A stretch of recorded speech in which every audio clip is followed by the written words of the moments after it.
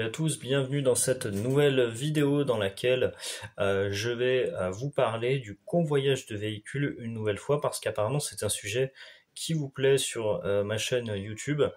Et donc aujourd'hui, plus précisément, on va parler de négociation de mission. Donc pour l'occasion, j'ai ressorti mon pull d'hiver, j'allais dire de Noël bientôt.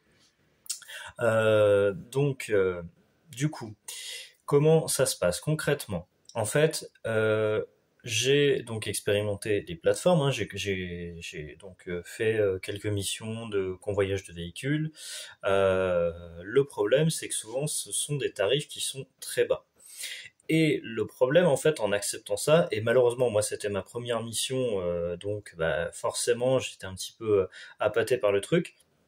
Eh bien, le problème en acceptant des prix qui sont bas, eh bien, c'est qu'on tue finalement le marché du convoyage de véhicules. Donc, ce qu'il faut faire, notamment sur la plateforme iFlow, il n'y a pas que iFlow, mais en tout cas, elle le permet, et j'ai moi-même testé, eh bien, c'est qu'il faut imposer son prix. Alors, pas n'importe lequel, pas trop, évidemment. Si, je sais pas, on va dire un pari, vous faites un pari Lyon, par exemple, et que vous prenez 2000 euros, il n'y aura pas de sur une quelconque plateforme ou même en étant détaché des plateformes, a priori, on ne vous rémunérera pas, sauf véhicule exceptionnel ou permis de transport de véhicules, mais là c'est encore autre chose. Donc vous aurez pas de, ça ne fonctionnera pas. Donc l'idée c'est de trouver en fait un équivalent, enfin un compromis, on va dire, entre 50 et 70 centimes du kilomètre. À mon sens, c'est un tarif dont on parlait avec quelques collègues qui sont dans le convoyage de véhicules, dans la sphère, on va dire, là-dedans, quoi. Et en fait, pour nous, c'est un tarif qui est, voilà, qui est correct, quoi. Voilà. Donc là, je vais pas vous refaire un calcul, hein, je vous invite à prendre votre petite calculette, regardez, et vous verrez que, par exemple, je sais pas, je sais pas le nombre de kilomètres, mais pour reprendre notre exemple, on va dire un Paris-Lyon, il doit y avoir, il y a quoi, il y a 5 heures de route, peut-être 500 kilomètres. Et ben voilà, du coup, si vous êtes payé, mettons 400 euros, c'est correct. Ça fait pas mal d'heures de route et tout ça. Mais voilà, 300-400 balles, ça passe.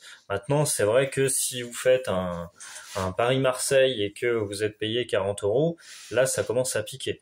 Là, pas plus tard que ce matin, je me suis réinscrit sur une autre plateforme. Et en fait, moi, j'apprécie surtout iFlow, entre autres, parce qu'elle permet quand même de pouvoir négocier du moins essayer de lancer des devis et d'obtenir des prix favorables. Il y a d'autres plateformes, on peut la citer, hein, comme PopValet, où ben, on ne peut pas négocier. Là, j'ai regardé, je me suis dit, j'ai vu une mission ce matin c'était Aurillac Valence, et donc la proposition est faite à tous les convoyeurs, hein, dont moi qui suis inscrit.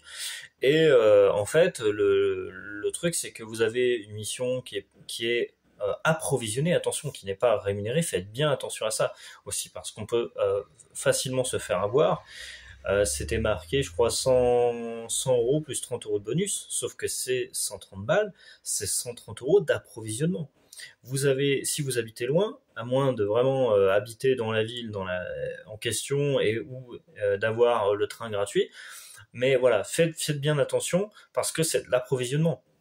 Votre mission est approvisionnée, mais sur ces 130 euros, vous allez avoir donc vous allez avoir les déplacements, les frais de train ou Blablacar, parce que Blablacar c'est pas gratuit non plus, il faut quand même le payer. À titre d'exemple, j'ai regardé, je crois que c'était 20 euros l'aller, 20 euros le retour, il me semble, donc ça fait déjà 40 euros qui partent.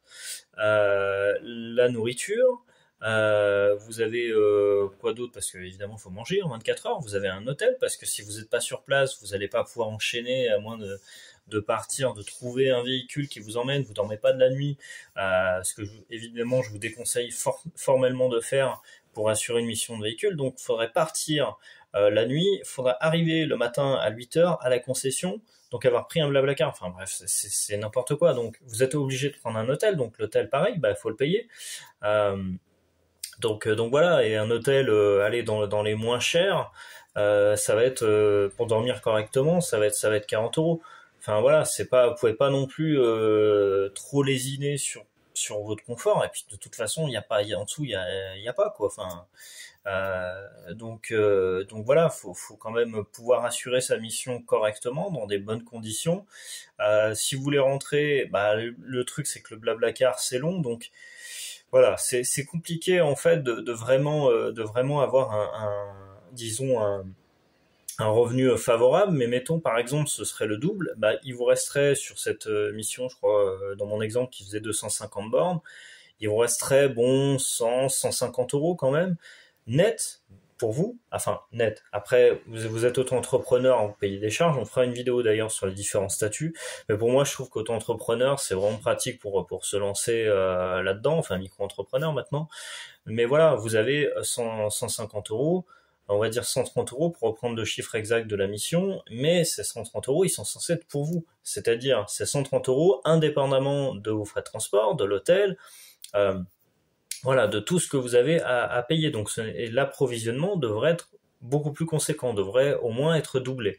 Donc voilà, c'est un exemple de mission à ne pas prendre, sauf vraiment si vous avez des conditions favorables. Parce que ça aussi, ça dépend beaucoup évidemment de votre situation géographique, de là où vous êtes situé. Si vous étiez par exemple retraité, enfin vous êtes retraité et vous travaillez à la SNCF, bah, bien évidemment que forcément c'est un avantage considérable. Le train il est gratos, donc forcément et évidemment que bah, vous allez pouvoir prendre du coup des différentes missions. Néanmoins, il ne faut pas vous décourager. C'est pas parce que faut pas voilà, j'aurais peut-être pas dû dire ça parce que pas vous dire ah bah moi c'est bon, je suis pas retraité, j'ai pas travaillé à la SNCF donc c'est mort pour moi. Non, c'est pas mort. C'est juste que il faut effectivement faire cette phase de négociation qui est indispensable.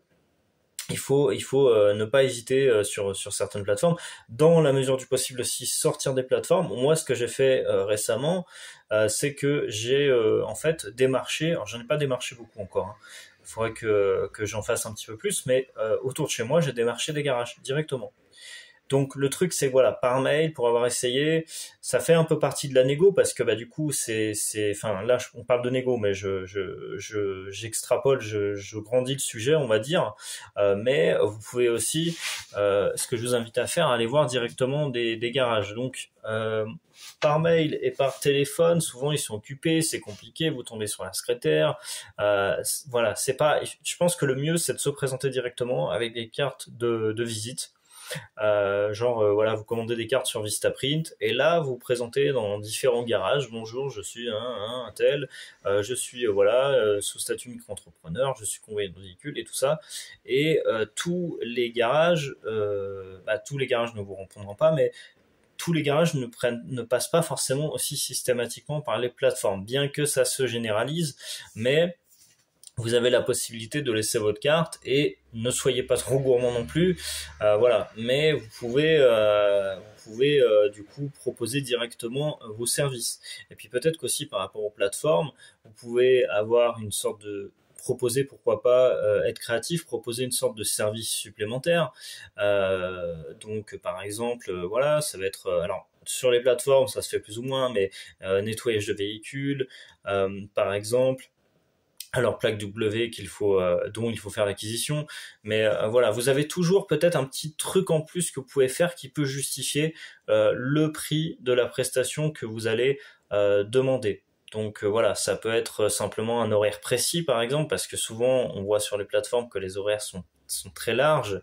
Donc eux, bah, souvent ils savent pas. Moi, la dernière expérience que j'ai eue dans une agence assez connue de transport d'utilitaires, les mecs étaient paniqués parce qu'il y a un véhicule qui n'était pas là, quoi. Parce que bah voilà, le chauffeur il est dans la nature, enfin le chauffeur, homme ou femme, peu importe, bah du coup littéralement il se balade, il est pas là quoi. Donc du coup eux ça les angoisse. Donc voilà, ce que je veux dire par là, c'est si vous êtes en indépendant, c'est une chance parce que enfin si vous démarchez directement les garages, vous allez pouvoir du coup vous positionner, créer dans la mesure du possible une prestation personnalisée et ça va vous permettre de les rassurer, de dire bah voilà par exemple j'ai une tranche horaire, vous n'êtes pas obligé non plus de faire des déplacements de fou furieux, hein. Voilà c'est pareil, on voit toujours des Lille-Marseille, des 1000 kilomètres. Voilà, c'est pas forcément non plus obligatoire. Vous pouvez, par exemple, prendre des déplacements régionaux. Voilà, des trucs, je sais pas, même des 1 heure, des 2 heures de route. En fait, le truc, c'est que le problème sur les plateformes, c'est on se dit, plus on prend de distance et plus on va être payé entre guillemets. Mais en fait, en réalité, c'est un leurre. Enfin oui, en termes de kilométrage, oui, dans les faits, mais comme on dépend des plateformes, on est mal payé. Donc, ce que je vous invite à faire le plus rapidement possible, c'est de démarcher et de sortir donc des plateformes et d'aller voir directement le garage. Ne soyez pas timide, ils vont pas vous manger, vous vous présentez, voilà, et développer cette fibre commerciale, et c'est ce qui va vous permettre de toucher bien de nouveaux clients. Alors ils n'auront pas tout le temps des besoins. Moi j'ai eu un retour, il y a un garage qui m'a dit bah ok voilà on a bien reçu votre demande. Néanmoins j'y suis pas passé en physique. Donc je pense que c'est bien de passer effectivement comme je vous dis de manière physique, de faire 5, 10, 15 garages. Peut-être pas trop en faire non plus pour se rappeler exactement. Enfin voilà, mais si c'est dans le coin, y a pas de souci quoi. Voilà ce que j'avais à vous dire sur la négociation dans le convoyage de véhicules et plus globalement sur le convoyage de véhicules, hein.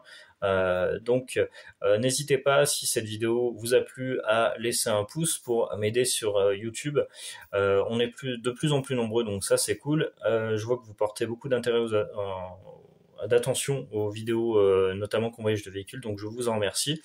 Et puis abonnez-vous à cette chaîne et je vous dis à bientôt pour une prochaine vidéo. Salut!